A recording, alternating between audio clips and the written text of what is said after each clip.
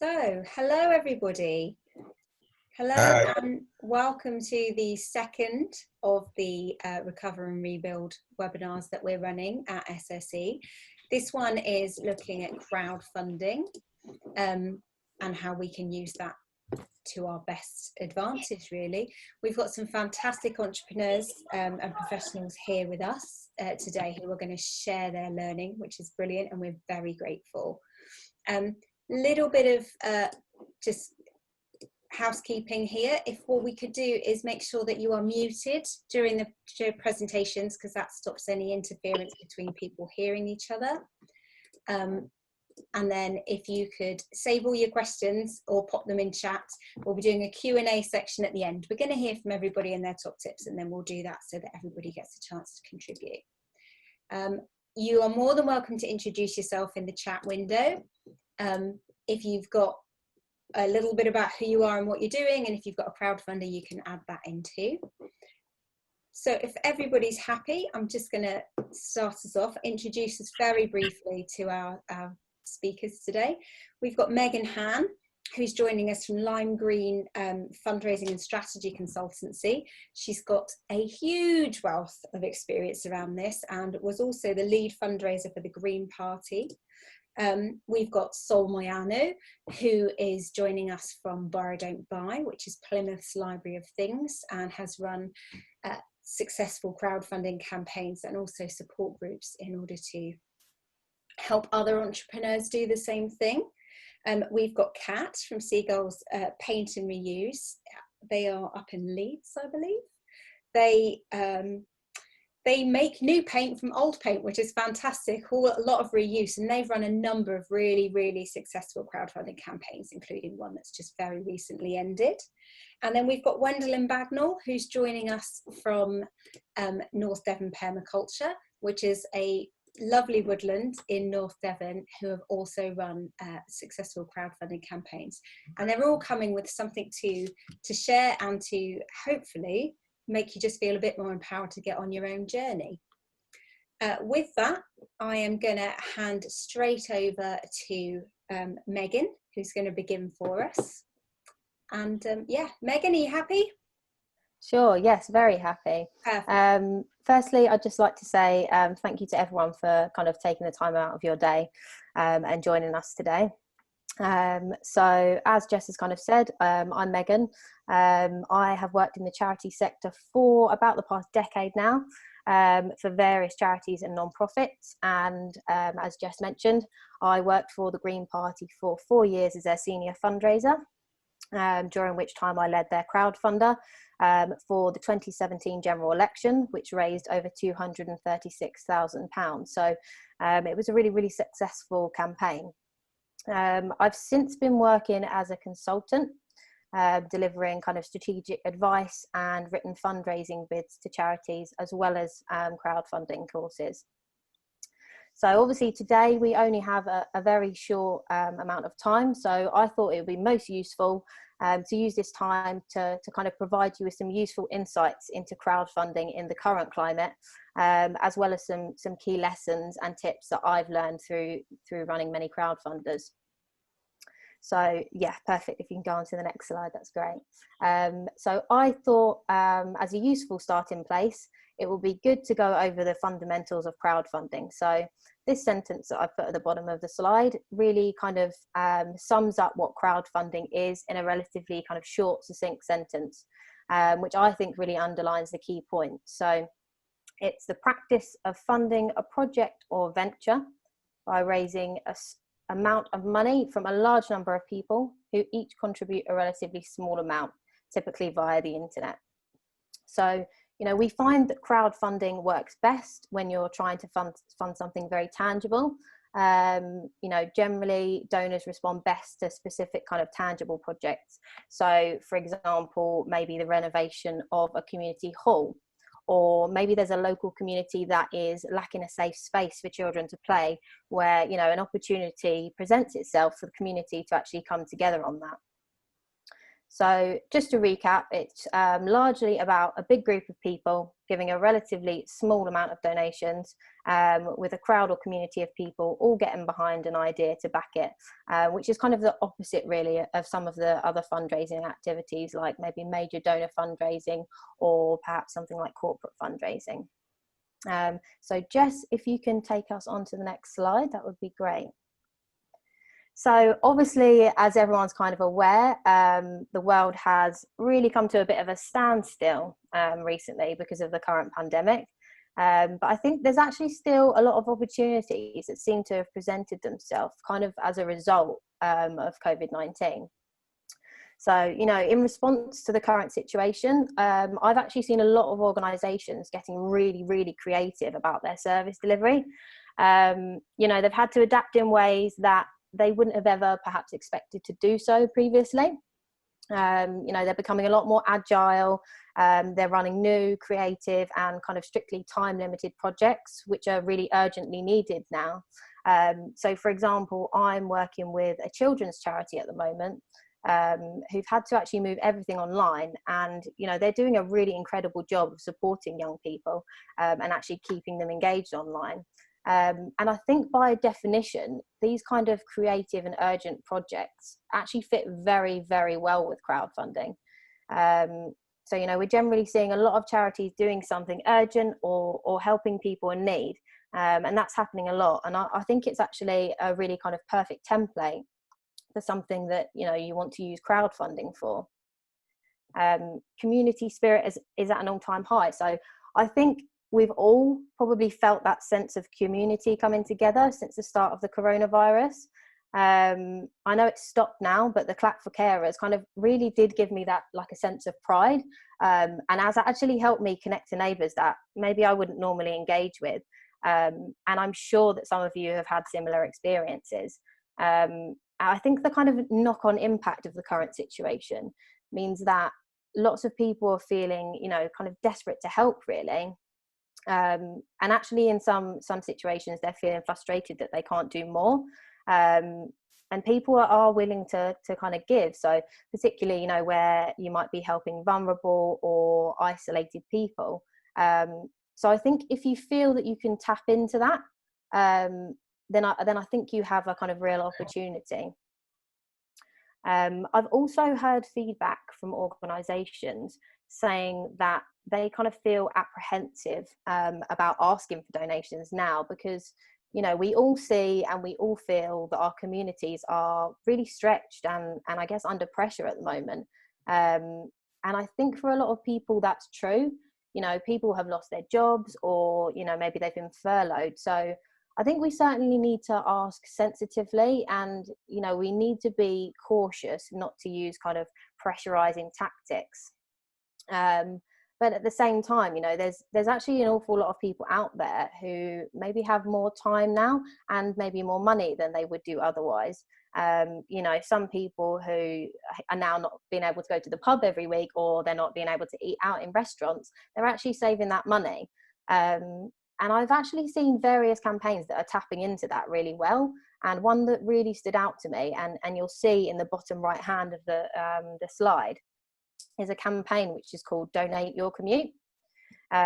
So, you know, people that would maybe normally be spending money on their commute, maybe they're spending £30 a day on getting to London. And, you know, what this campaign's done is tap into that market and say, you know, there's actually a lot of people that maybe want to donate that money that they're saving to a charity of their choice. So I think we certainly need to tread carefully here. But I do think that there are some opportunities.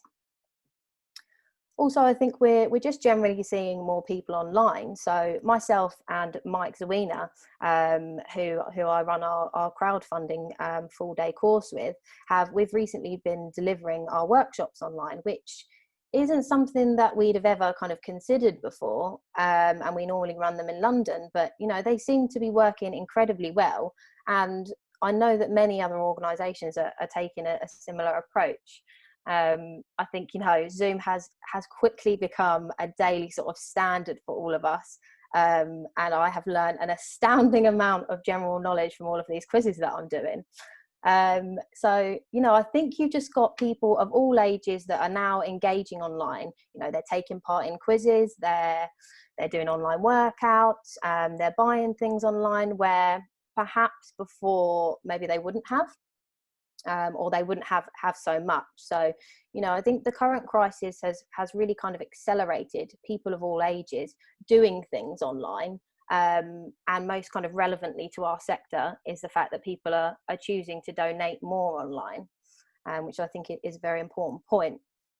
You know, lastly, I think it's also worth bearing in mind that, you know, we have some great opportunities, and the public have been very, very generous recently. You know, I think it's Tom Captain Tom, is it? And he has been raising millions of pounds for the NHS through crowdfunding. But, you know, I think it's definitely worth bearing in mind that we will be reaching saturation point, and that will start to come to perhaps a bit of a steady slow. Jess, if you can take me on to the next slide, that would be great. Perfect. I'd also like to run you through my kind of 5 take-home lessons that I've learned along the way, and I think are really key to considering before you start your own crowdfunders. So firstly, don't underestimate the preparation needed for your campaign to succeed. You know, there's so much to prepare for your campaign. Firstly, kind of building your audience and online community. Obviously, you're gonna need an audience of supporters to tap into to actually begin with. Understanding whether you have the right tools to engage with people. You know, do you have engaging photos and video content that you can utilize to get the campaign started? Do you have any influencers? Do you have staff on board who are actually going to help you to promote your campaign? And these are just a few of the things to consider when preparing. Choose your crowdfunding platform carefully. So, you know, one of the biggest questions that people ask is, you know, how do you choose the right crowdfunding platform for your organization? I think before launching a crowdfunding campaign, it's really important to think carefully about which platform to use.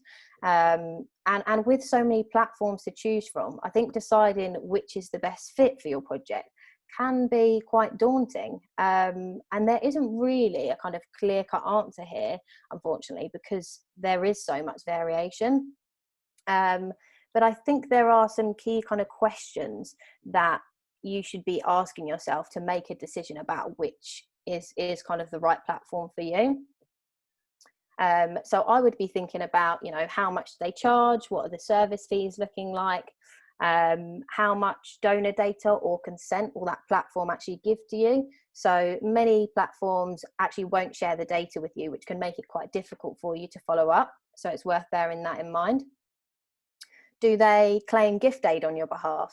What actually is the donor experience like? So, you know, in my experience, it's best to kind of actually try and go through the platform yourself and have a look at the interface and whether you like it, whether it's quite simple and easy to use, whether it's mobile friendly, and does the platform offer any kind of special features, rewards or incentives or anything like that.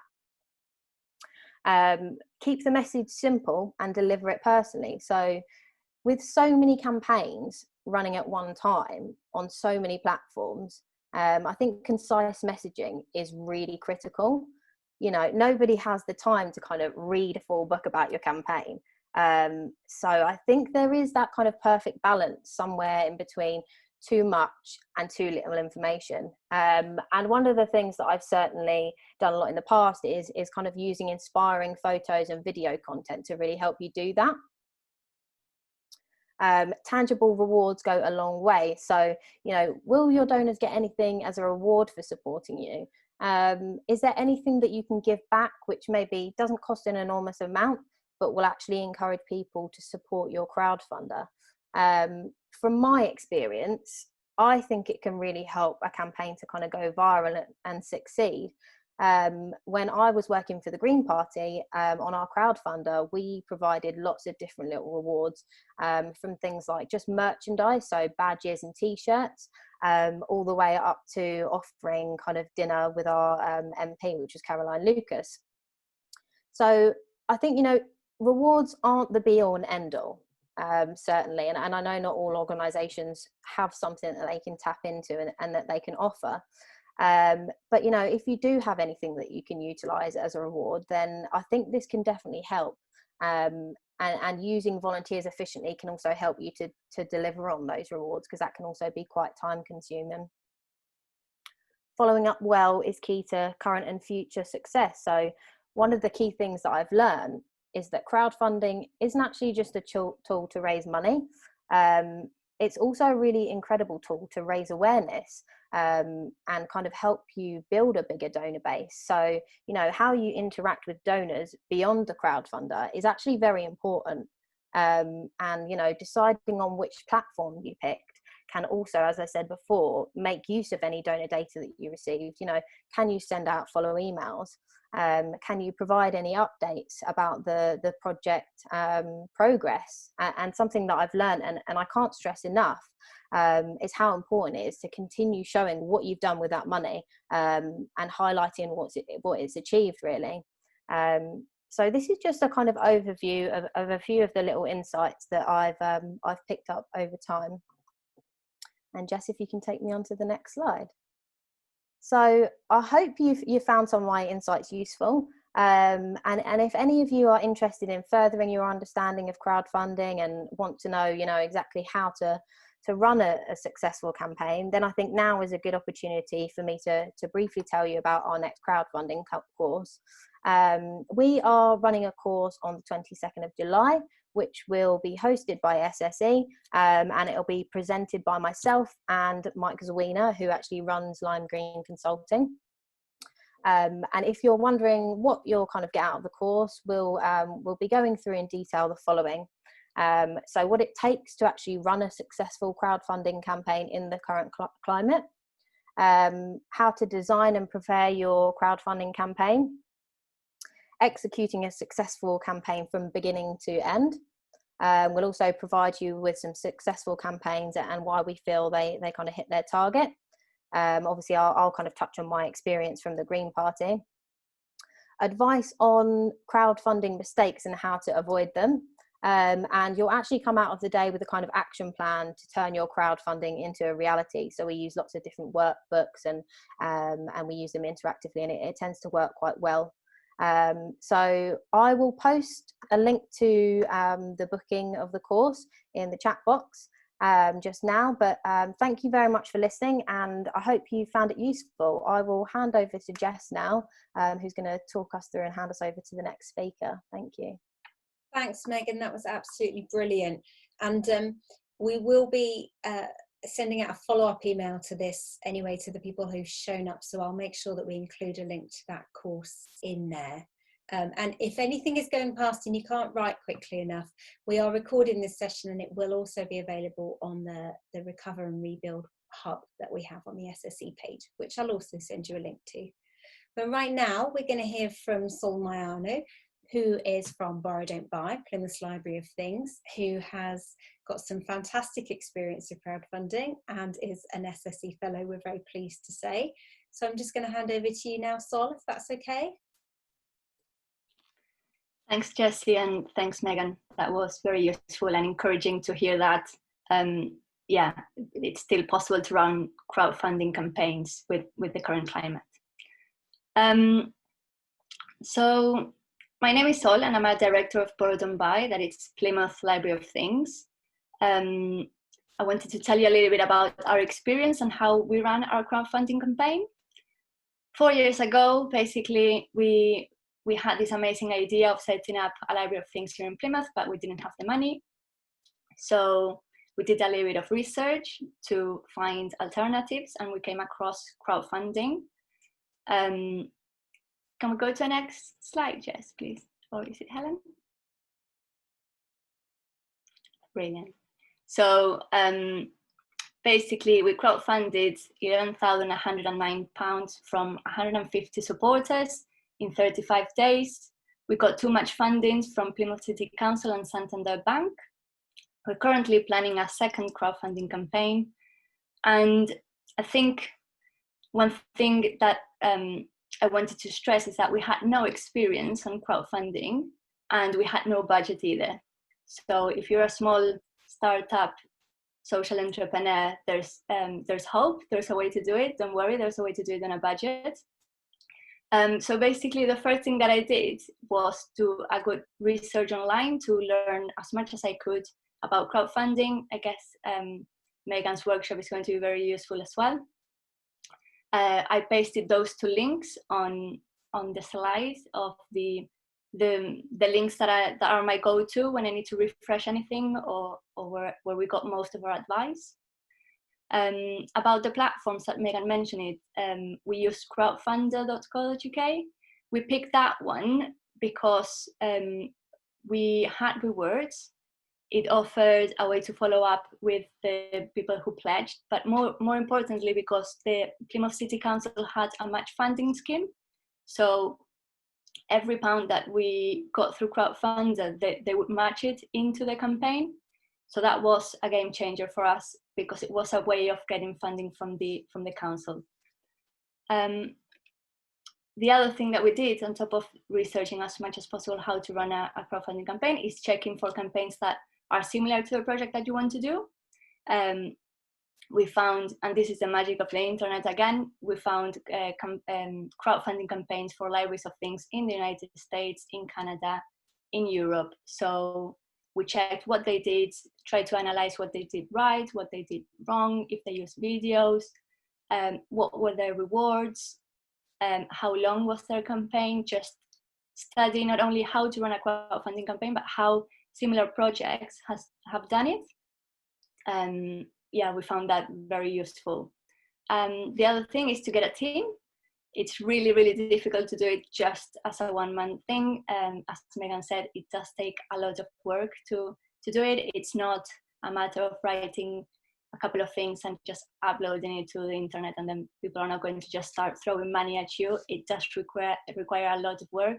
So having a team that will help you promote the campaign as much as possible, it's going to make it easier.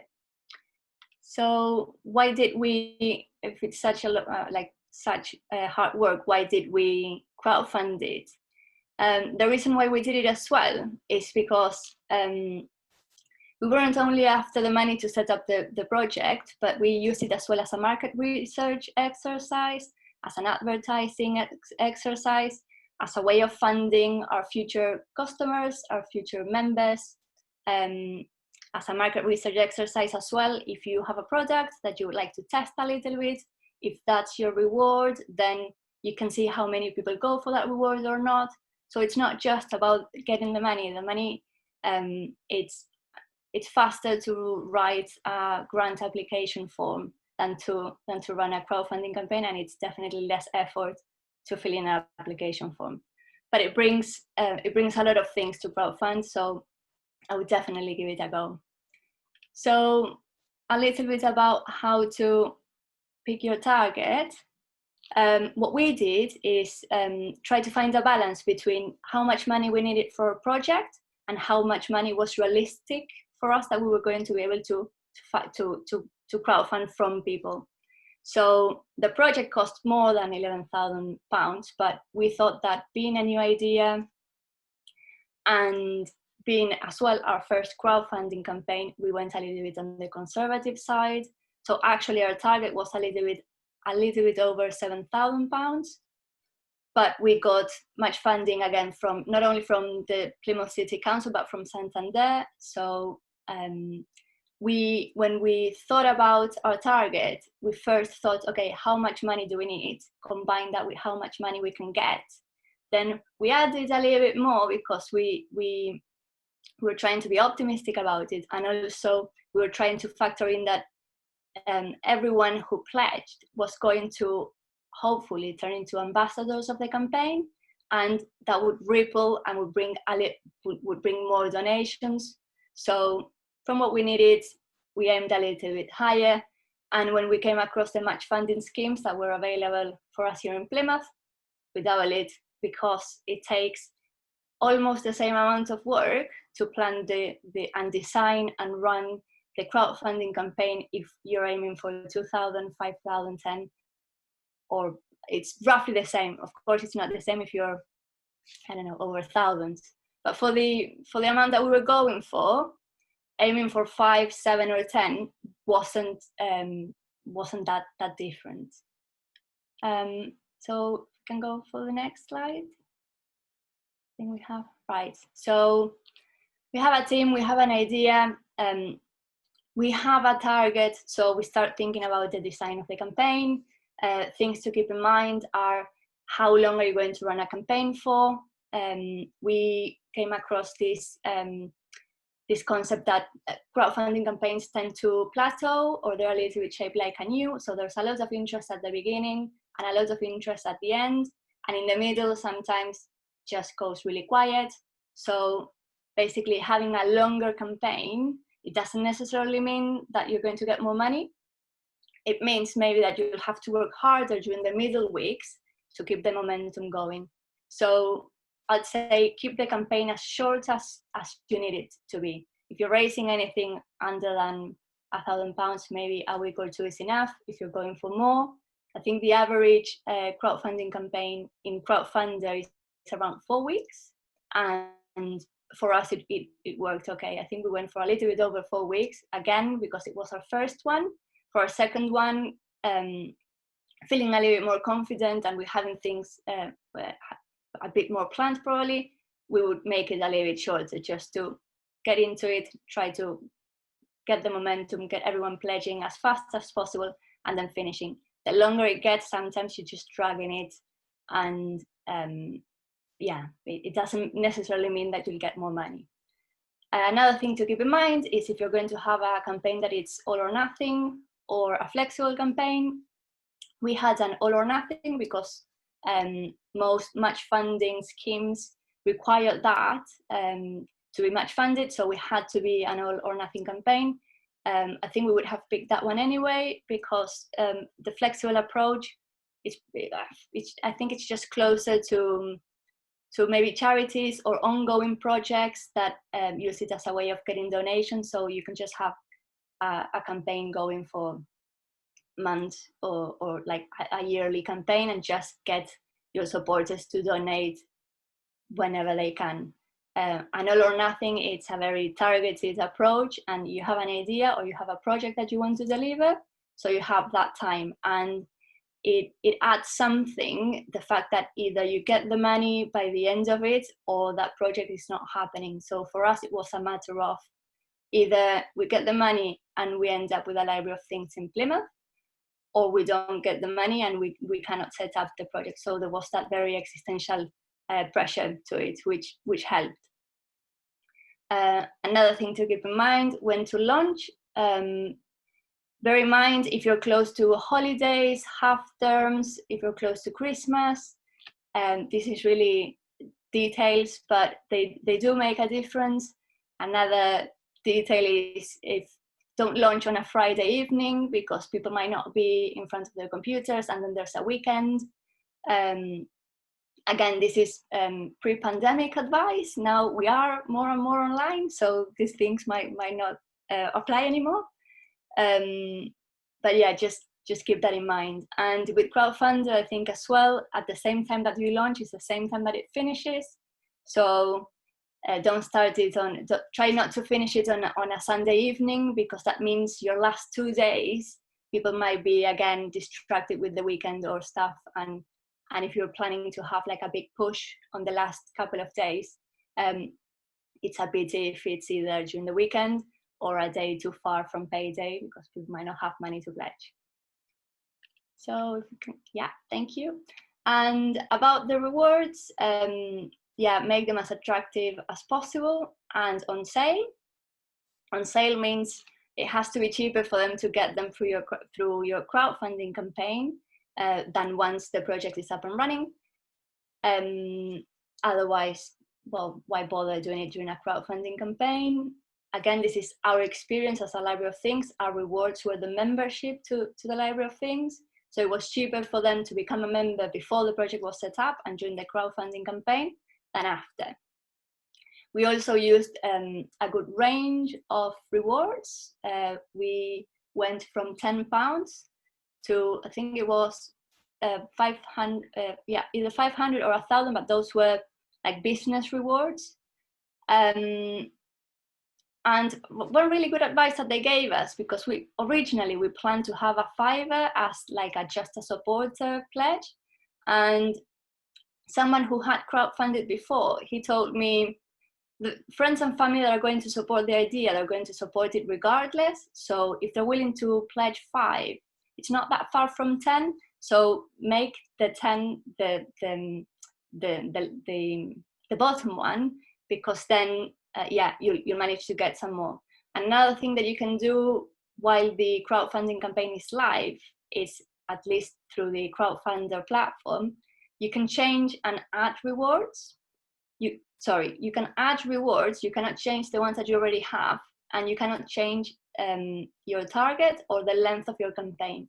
But anything else you can change. So if you launch it and the main page is, I don't know, it's not attractive enough, or it's not creating the buzz that you wanted, you can also change it after the campaign is live. So that's another useful thing to have. So maybe I would say start with a small reward of maybe £10, and then if you want to ramp up the amount of supporters, then add a reward for 2, or I don't know, a big thank you online for a $5 or something like that.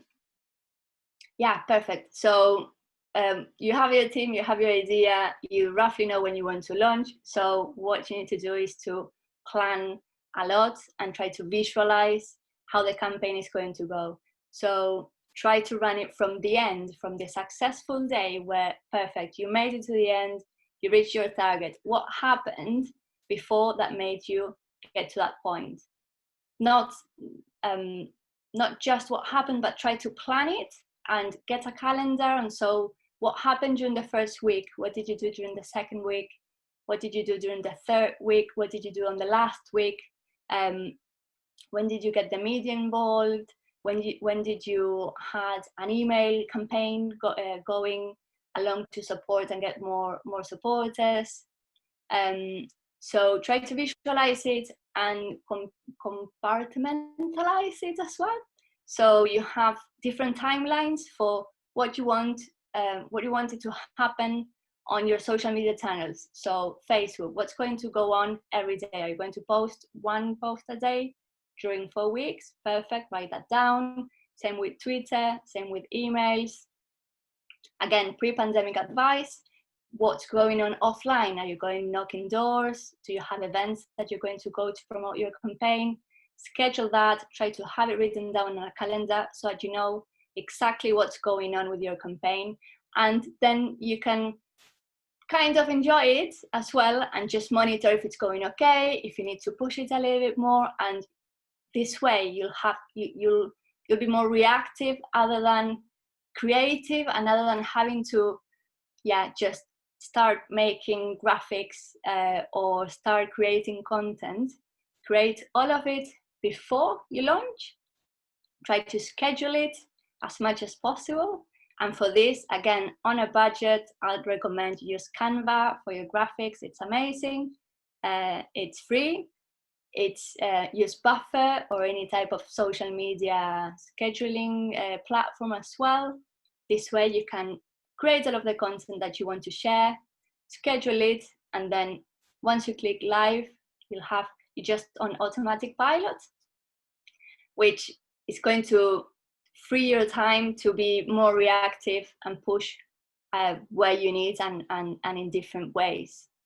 And just have fun, try to enjoy it. I think the more you prepare, the more content you have, the more research you do,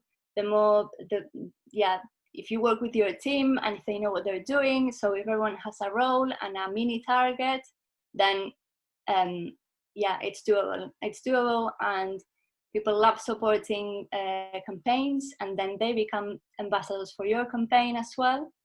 So go for it. And research online, there's everything. It's and there's a lot of free resources as well.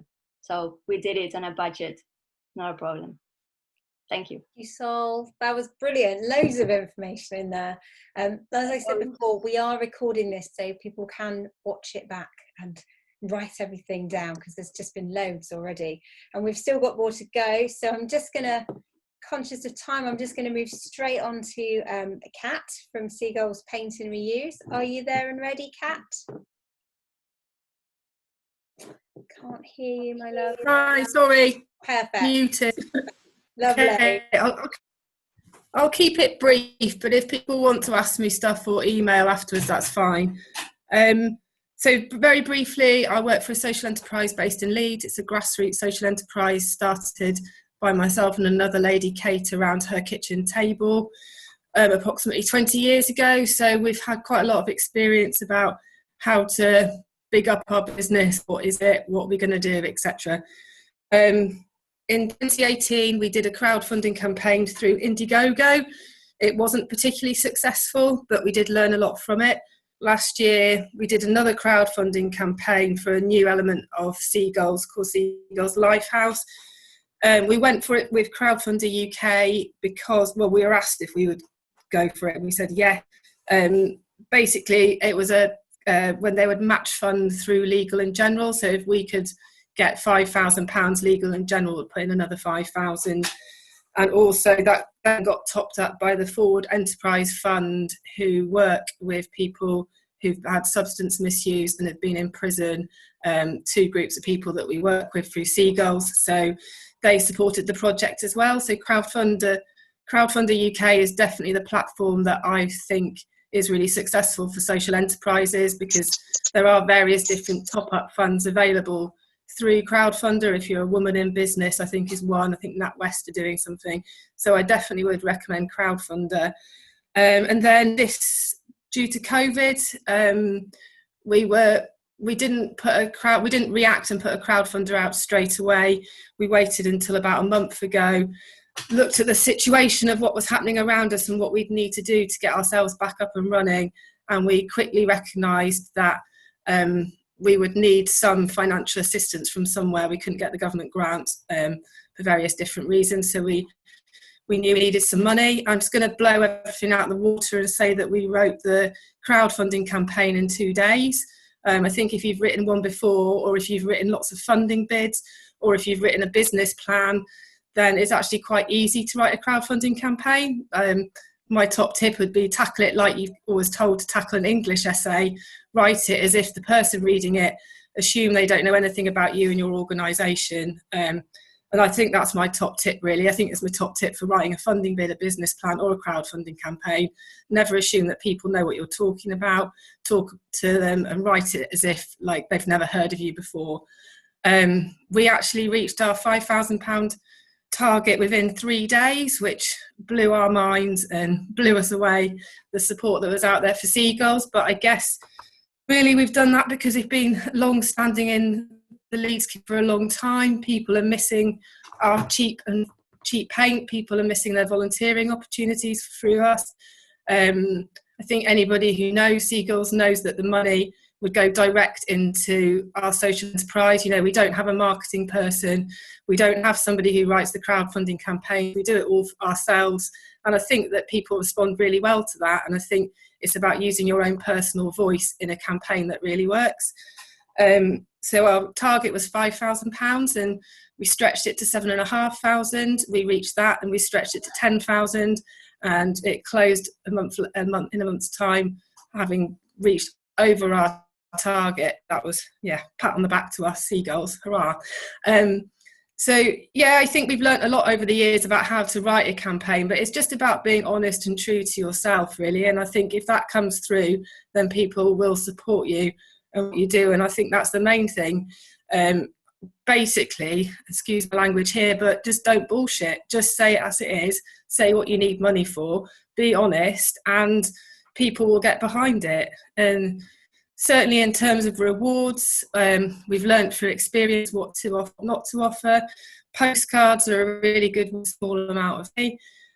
We've offered some vouchers, but we're very careful not to offer too many vouchers for paint, because we didn't want our whole crowdfunding campaign to be taken up all with paint vouchers. So therefore, you know, we had to honour that, and there was going to be no money there to do anything else with it. So you've just got to be a bit careful, I think. And also with crowdfunding, I think the big important thing is about your social media presence. So I don't think we would have been successful on any of our campaigns, or the last two, if we didn't have a strong social media following. As a general rule with our social media, we talk about who we are, what we do, what we use the money for on a daily basis. And I think that really helps people get behind a campaign if they can see that you're honest and open, really. And I think that's my main sort of point, and where I come from, honesty, and people will support you.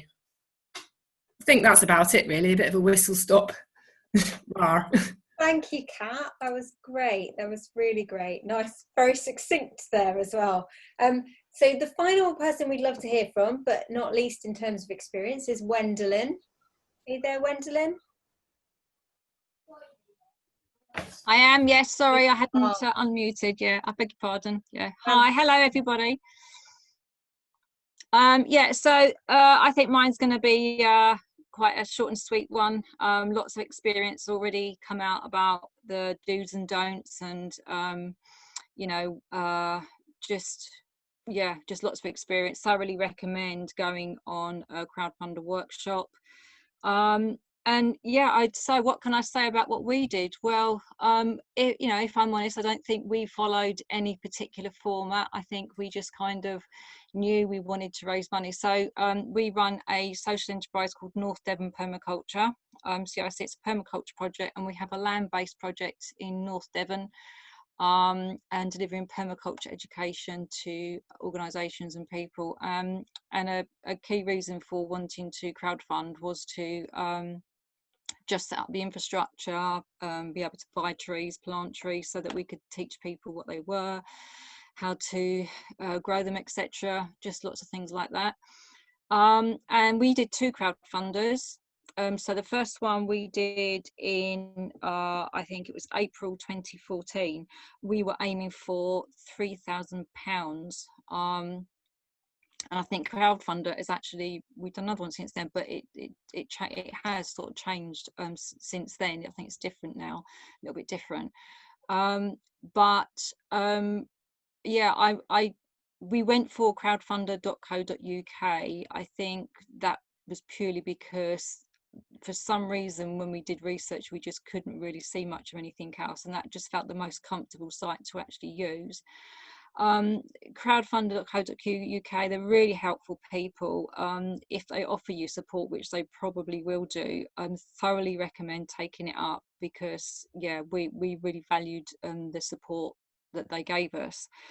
But I think it's absolutely key. One of the things we found key was absolutely having a social media presence. So if you're just starting out on your project and you haven't got much of a social media presence, before you actually start, thoroughly recommend planning your project or your crowdfunding project to maybe start in about, say, 3 or 4 months time, maybe even 6 months. You've got this plan in your mind, is get your social media presence, get yourself on Twitter, get yourself on Instagram, Facebook, whatever it is you want to do, any of those social media platforms, and really just promote yourself and tell people's story about what you're doing. And I think this has come out a few times, be absolutely authentic. You know, it's no good trying to be something you're not, when people can see that, people can pick up on it. So yeah, people want to hear a story, especially now. People want inspiration, people want motivation, they want to know, they want hope, basically. So tell a story. Yeah, just be authentic. Don't be afraid to chuck some of the sad stuff in with some of the really good stuff, because you know it is a balance. Video, I think a really good video is key. You know, a short one, about 3 or 4 minutes. Yeah, so a really good video. We were lucky. The first time we were doing a crowdfunder campaign, there was a guy local to us who was a film student, and he put a post out on Twitter wanting projects to do films for. So we were thinking about how we might do it, and luckily he was like doing a competition, and we won a competition. So you know, he did a crowdfunder film for us, which was really lucky. But the second one we did, which was in March 2019, so gosh, is that last year? It seems like a million miles away. Unfortunately, the second one we didn't. So the first one we actually met our target in a really short space of time. I think it was 28 days. It's just really short space of time, and we did a really big push in the end, so it was amazing that we actually achieved that. But the second one we did, I think we're being probably too greedy. We aimed for 5,000, and we didn't meet it. I think we got about £495, which was absolutely fine too. But the second one, we went for the flexible option, which they didn't have on the first one. So I don't know what they actually call it now, but you can choose to completely meet your target, and then if you meet your target, you get the money. So I don't know if this has been mentioned, but I know if you aim for a target, and the idea is that you don't get the money unless you meet that target. I can't remember if that's actually true now. I think it is, but we went for the more flexible approach, which meant that we got the amount of money that was donated, whatever that might be. So I guess, you know, if you want to raise money and you really need it, just go for the more flexible option, where you know you will get that money anyway, whatever is raised. What else can I say? Gosh, there's loads. What else can I say? Yes, so we didn't meet the second one. Why didn't we meet the second one? If I'm honest, we had a car accident. So unfortunately we didn't have anybody to help us when we were going through all of the issues to do with that. So we didn't have anybody helping promote our crowdfunding campaign the second time. In fact, we didn't have it the first time. So what I would say is get a team of people to help you promote it. Get your friends, get your family, but have a presence. I would say, a couple of top tips I would give is be authentic and make sure you have a presence every day. Even if you don't promote your actual crowdfunder every day, it's having that story happen every day and then putting your crowdfunder in there. And I think you can kind of do a bit of overkill if you do it too much, but I think it can go the other way, whereas if you don't do it enough, then people aren't seeing what you actually do. And I think it's a case of just feeling the water and getting a vibe for the people that you follow, like creating a family of followers. That's why I say getting that social media presence is important in the first place. What else can I say? Oh dear, I think really that's probably it. Is really, you know, get people supporting you, get a really good social media presence, and look at other crowdfunder projects. So for example, if you use crowdfunder.co.uk, go and have a look, see what they do, look at the rewards they put out there, see the write-ups that they put out there, watch their films. And also, when you're setting your targets, don't put pressure on yourself to meet your targets within like 6 months once the crowdfunder campaign's happened, if you don't think you can achieve that, especially if you're doing a food growing project, because nature doesn't really understand that you're doing a crowdfunder project, and if everything goes wrong, so like for our second one, we set to meet our targets within 2-year time frame. That gives us a bit of leeway should we have a problem with the weather and not able to get our seeds and things like that. So don't put pressure on yourself, but do get a team of people to help you. And I think that's really all I can say. I'm sure there'll be more I can say if we have any questions, but and I'm happy to share the links to our 2 crowdfunding projects if anybody wants them. So that's me. Lynn. That was brilliant. Thank you. Again, completely new information coming in there as well. There's just been a wealth. So if anybody's got any questions for anybody that's been speaking today, pop them in the chat now and we'll pick them up and share them. While we wait, in case anyone's done that, I had a couple that I thought I would throw out there. The flexi versus deadline funding. Do we think that perhaps the deadline funding adds an impetus to your project that makes people donate more? Or do you think it doesn't matter? So Megan, I think it really does matter.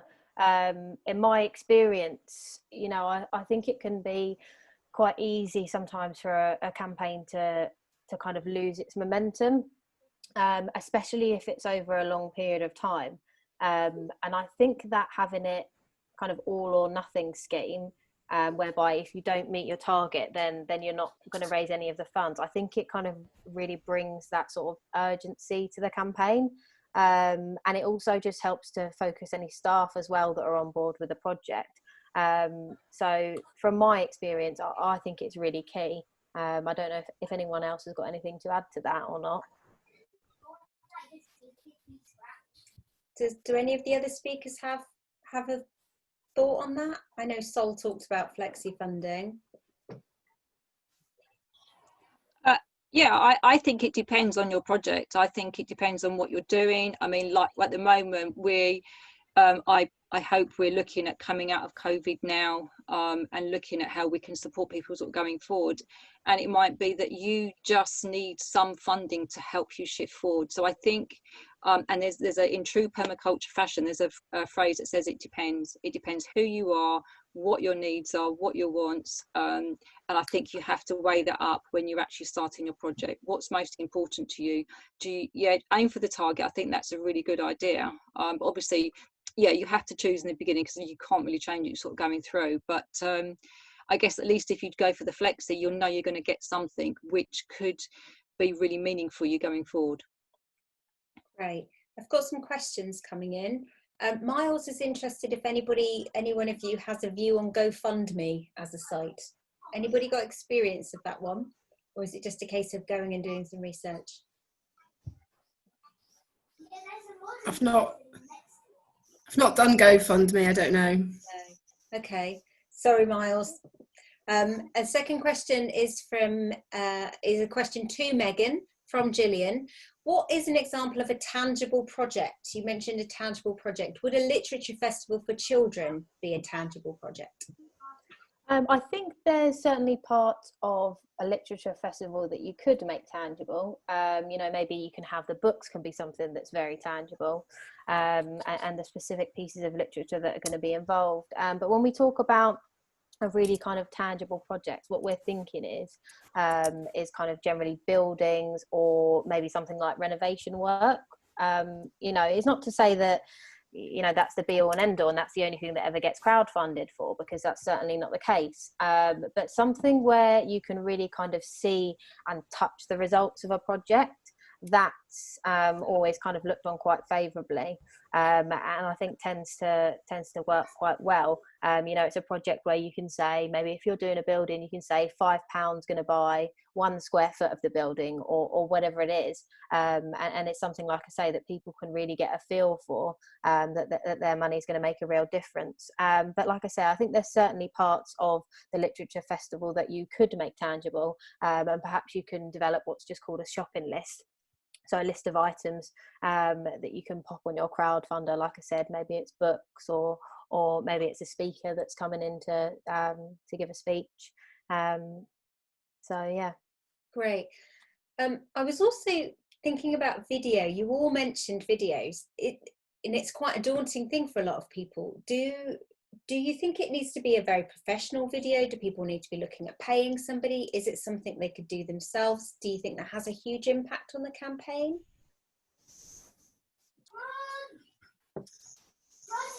I think our videos have definitely helped. We were lucky enough to work with a short filmmaker last summer who put a video together that we put on this crowdfunder just gone, which obviously made life a lot easier. But I mean, Crowdfunder UK they just talk about a video that you've recorded on your phone. So I don't think that it really matters whether it's a professional video or not, but I think people just like to hear voices. Yeah, I think, and just to add to that as well, I think it was someone earlier, I'm not sure if it was Kat, that said that it's really important just to be kind of authentic, and I think that people respond to that really well. So I don't think it has to be really professional, and you know, smartphones take really high quality video these days, and I think it's also worth saying that you can actually, if you have a good supporter base, you can actually tap into that. So what we did when I worked for the Green Party is we actually emailed out to our supporter base and just said, you know, we're not actually asking for a donation at this point, but are there any skills that you might be able to bring to us that we could utilize for this campaign? And then we actually got people coming back who were kind of professional filmers, who offered their services in that way, and that was really useful to us. That's really helpful. Did Sol or Wendelin have any thoughts on that? Yeah, I just wanted to add that with videos, I think there's a balance as well. The shorter the better. It takes 10 seconds to carry on watching a video or not.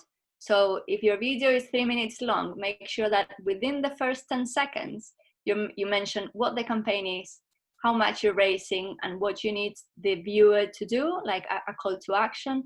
And then, if they're really into it, they might carry on watching the whole video. But if not, it's still very important to, within the first 10 seconds, to give them the key information. And our video, for example, was 1.5 minutes. And even that felt like a long video. And on a practical side, add subtitles to your video as well, because people use a lot of their mobiles, and sometimes you cannot have volume or anything. So on any video, add the subtitles. That's really helpful. That's a really top tip. Martin McAvoy is asked in a specific, so do we think that opening a community space like a community cafe to engage with local people and food poverty is a good sort of a crowdfunding project? Do we think that that's got legs? Just a quick note on that. We have experience of that here in Plymouth. So, and they did crowdfund for it. So I'm going to try to paste the link of that crowdfunding campaign on the chat. Thank you, Sol. That's really helpful. So that would seem like a yes. Yes, that seems like a viable idea, Martin.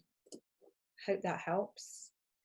Were there any more questions coming from the audience? There's been so much information come out. I'm sure it's a little bit overwhelming.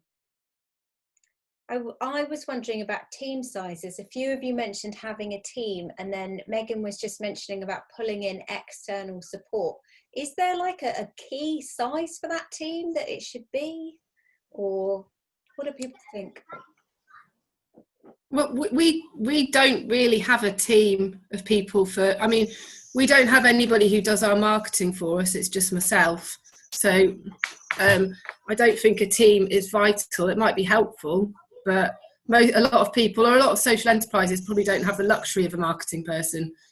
So, but also if you set up a social enterprise from scratch, then you're probably the best person to talk about it, because you're the one who had the idea and is passionate about it. So I think it swings and roundabouts, really. I think if you've got a good idea, it doesn't matter sort of who actually puts it out there for you. I think it's just a case of making sure that it is authentic. And just to add, I think also, you know, it can sometimes be a case of too many cooks spoiling the broth. And from my experience, I think, you know, my kind of intimate team, when I was at the Green Party, only really consisted of maybe 3 or tops 4 people that were actually working on managing the crowdfunder. But, you know, I did utilise lots of other staff who I could use for things like promoting the campaign. So some of our influencers or our MP, or just people in the office who could maybe put the crowdfunder on their signature, on their email, or just send it out. But yeah, I certainly don't think you need a hugely kind of vast team to make it a success. That's great, thank you. I've got a question from Liz. She's interested in the follow-up point and the actions to take. I'm not sure I recall exactly which speaker made that point, but follow-up points. What follow-up points do you have for when it's done, when it's finished? What's the advice?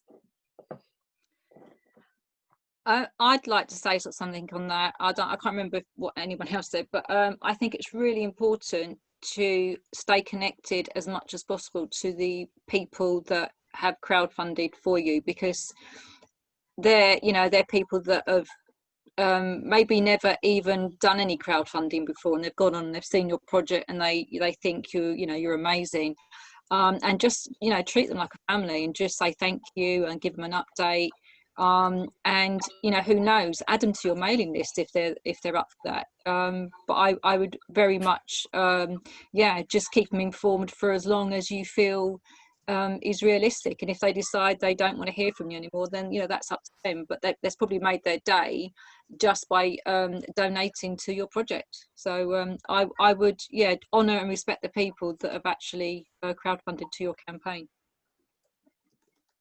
That's great advice. Does anyone else have thoughts on that?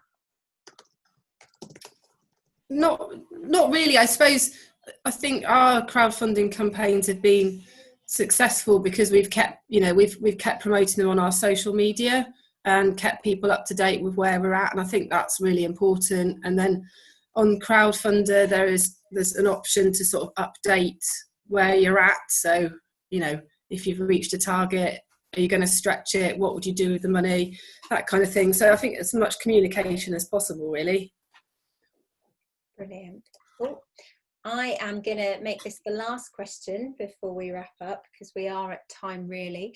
A question, do the panel have any other examples of companies who offer match funding? Or how did you know that Crowdfunder or whichever platform you were using were doing crowdfunding? Well, last year when Crowdfunder had released the match funding with Legal in General, I think they must approach supervisors, or certainly it was an email circulated that they were looking for social enterprises to start a campaign based around that. So they helped us do that. But I mean, if you went onto the Crowdfunder website, they've still got various people, depending on what your fit is, that they will match fund. So it's definitely worth looking on Crowdfunder UK. That's great. Yeah, and just to add to that, I think that local giving also offer a match funding kind of tool. That's great. Thank you. So I'm going to draw it to a close there. Fabulous. Further learning with SSE. So all of the programs that we've mentioned will be online, and these are the different ways that you can access it. We will be sending out a follow-up email to this to everybody, which will include all of the links that were in from our speakers today and the links to the main website.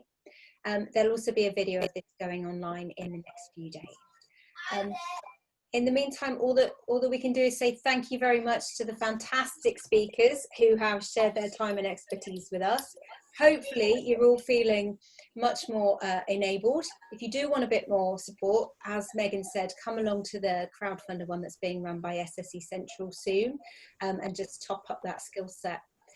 In the meantime, have a great afternoon, and we will see you all at the next webinar. Thank you. Thank you.